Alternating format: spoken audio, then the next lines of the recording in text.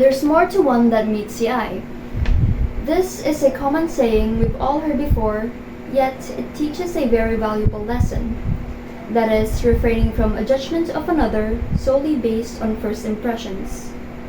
Why do we as humans let ourselves fall to false preconceptions directed to others? Why do we disdain those who aren't deemed normal by society?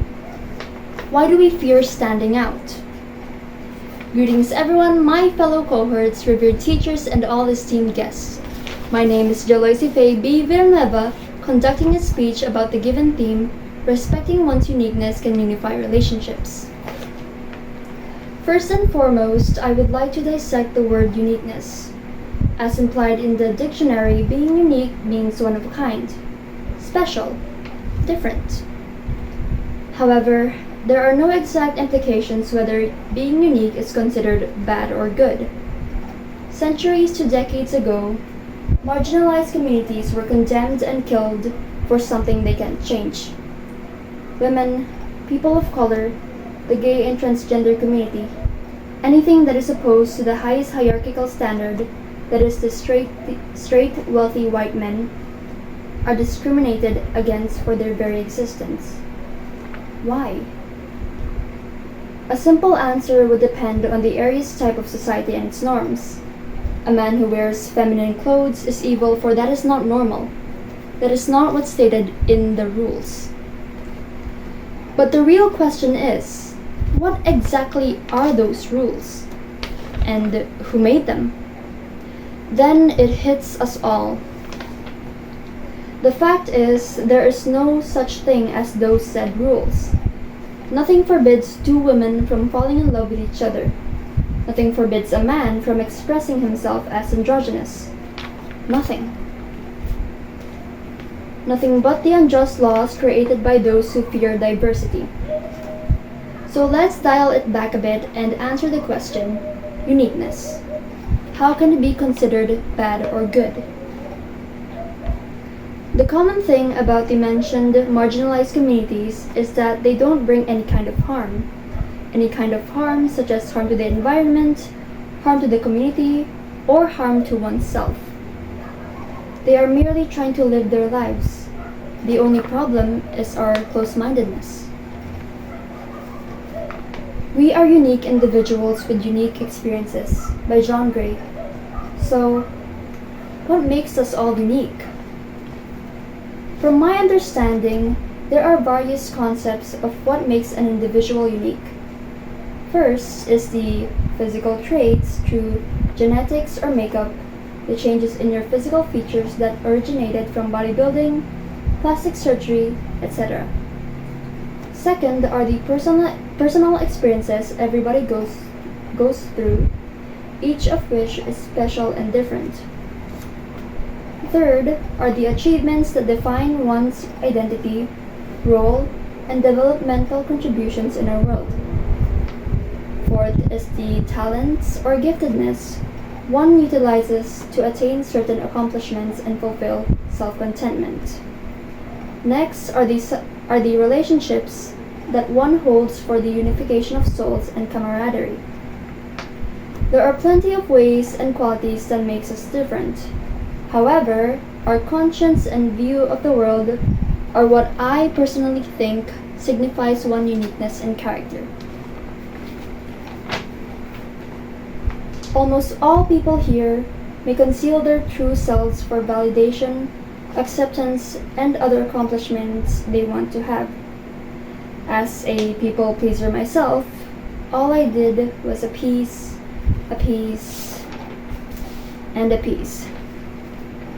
A few years back, I devoted my life to bringing others whatever they wanted from me, without them feeling to require compensation.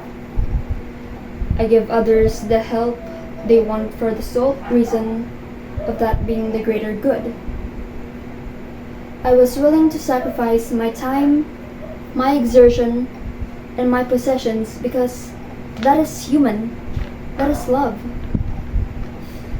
Or so I thought. The people around me made it a habit to seek my help.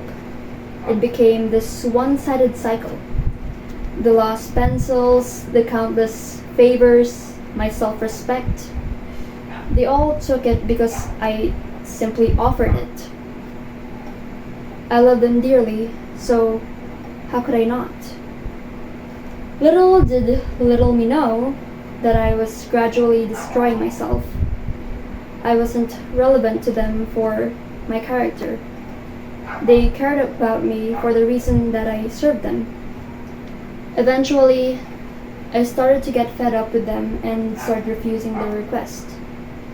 From then on, none of them approached me like before. Well, they didn't approach me at all after that. Yet, I was euphoric, for I was liberated. I didn't have to be anyone's lackey.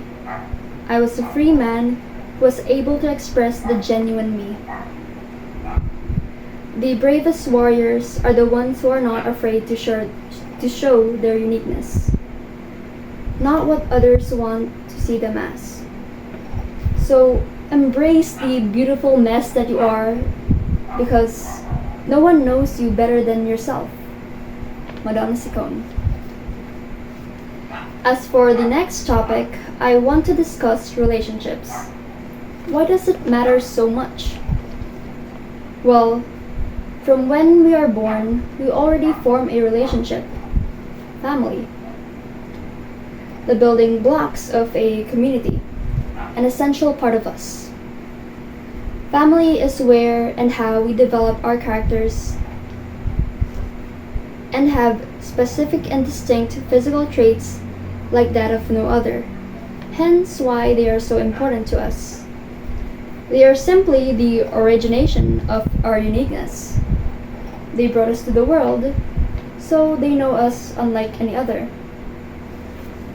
Nevertheless, all families aren't perfect. And your family may or may not respect your differences. Yes, even family can make you feel like strangers. Some relationships always last, and that is just the cold truth. And for that reason, we hold some relationships dearly and others we forget. The only kind of eternal relationships are the ones we form with the right people. Good people are capable of trusting, cherishing, and loving you for who you are. Reciprocity and understanding is the key to relationships. We treasure our similarities and respect our differences, and that brings unity. To formally conclude this speech, I want to reiterate a few things. We are all born different, and that, of course, paves way for inevitable misunderstandings or disputes. But these conflicts can be prevented, and it starts with us. Here I present to you a letter of my heart. To ourselves, we may not be perfect, and we can't exactly live up to the expectations of others, but that does not mean we don't deserve a place in the world. These imperfections and scars make it of us, and we are not who we truly are without them. That's completely fine, because that in itself gives us the essence of humanity. To others, we may not fully understand each other, but that is all right. We have our ups and downs, and all I shall say to you is all that I can give to you is my love. I will love you for who you are, and I plead you will love me for who I am. To everyone, we are all blessed to have our sense of individuality, although we live in a world where not all may accept us. But that shouldn't be a deciding factor for us to change who we are. This is us. Lift your face and live your life in glory. Thank you.